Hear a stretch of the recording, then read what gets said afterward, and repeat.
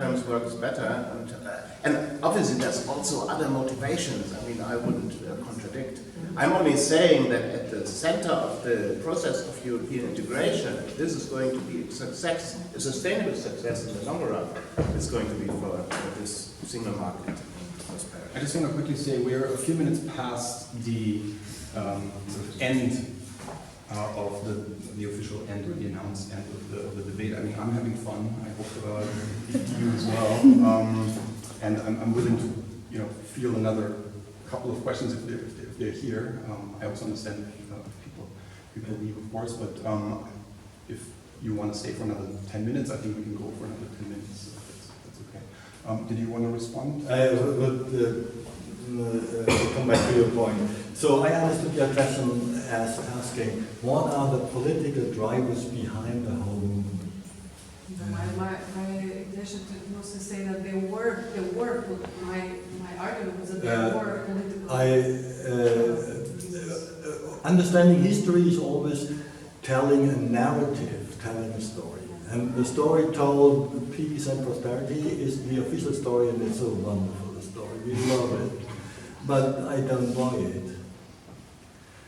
I think the main driver behind, after the Second War, was the Cold War.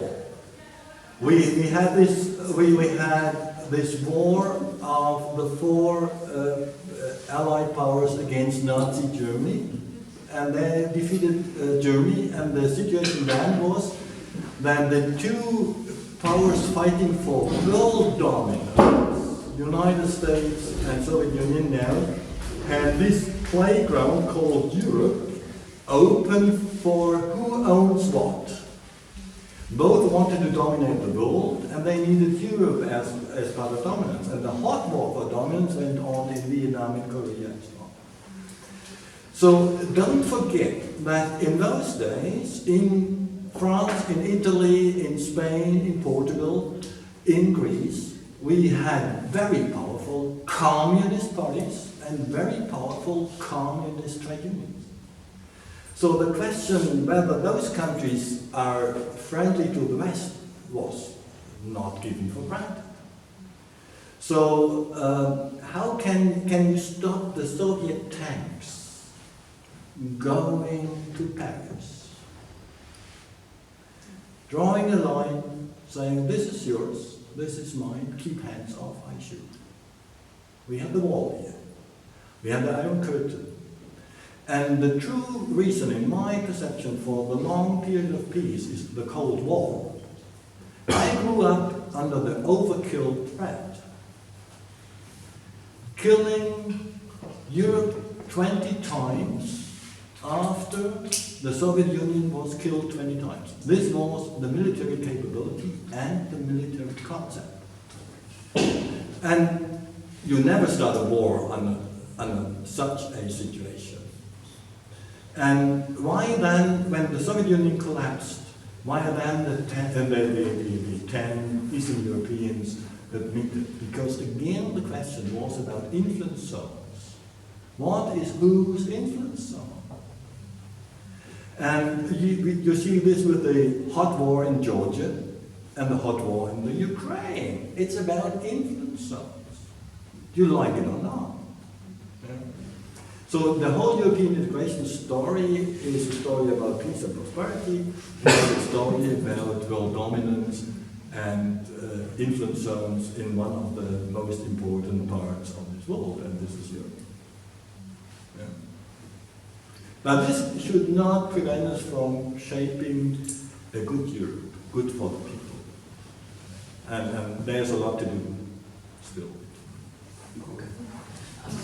Thank you again. So I would like to ask you both. So we are speaking here only from a European perspective, but I would like to compare a little bit, because in my opinion the European project is the only one integration project which was actually successful. Because if we compare with ASEAN or Mercosur or the Eurasian Custom Union, NAFTA. Yes. So they are not that successful enough. So, and why do you think? How could you explain that? Why is that succeeded in Europe and not succeeded in other parts of the world? You go first. I have no knowledge on this, but I have an idea. And the idea is that a wide stretch of the political elite in many European now member states was following this dream. And dreams can shape what you do, and what you do can shape the world. So I think it was, if you look into the emergence of the Maastricht Treaty, then you see one main player behind the screens. And this is the round table of European industrialists. This is the heads of the biggest companies, international companies. And they wrote a blueprint. And this is the single market. So we have, on the one hand side, the dreams, and on the other hand side, the large economic advantages of the large players. I'm old enough to remember a situation when a telephone answering machine was illegal and criminal in Germany, but was sold all over the world. When I traveled to the United States first, my friends had a little box, and there came a voice out of it. Hey, I tried to meet you. Well, hey, wonderful. Well, it's illegal. So under this this nation concept of this is my national champion company called Siemens, and this is your national champion called Alcatel, and this is my playground, that's your playground. All big companies were uncompetitive, technologically not advanced, and losing out against Japan, Korea, and the United States. And this was why big companies wanted a large playground, and this was a powerful driving force. So now you. Okay, last. Well, maybe I'd try to take it from a different point of view. See, political integration is about creating and empowering new institutions, common institutions. And the hard thing about that is that obviously you lose influence, you lose control, you lose power. Nations become less important. And now and to me the most fascinating thing about European integration is how far we got that road.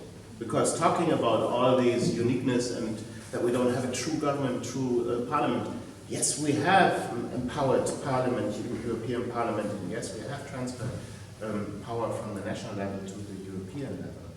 And maybe that in other regions of the world is, for reasons I couldn't explain, more difficult, because I've traveled some in Latin America. There's a strong machismo in politics, I find, and people are very focused on their positions and their powers, and without any force give that away. Maybe that is an idea that for them isn't so persuading. Why it is in Europe? Well, maybe it helped that we saw the devastating effects of this national rivalry. I want to thank our two panelists. I want to thank you, especially also for great questions. And again, we'll do this soon again. We'll talk about the US elections in the same kind of format, similar format, in about 6 weeks from now instead. Yeah, hope to see you back then. So, thanks.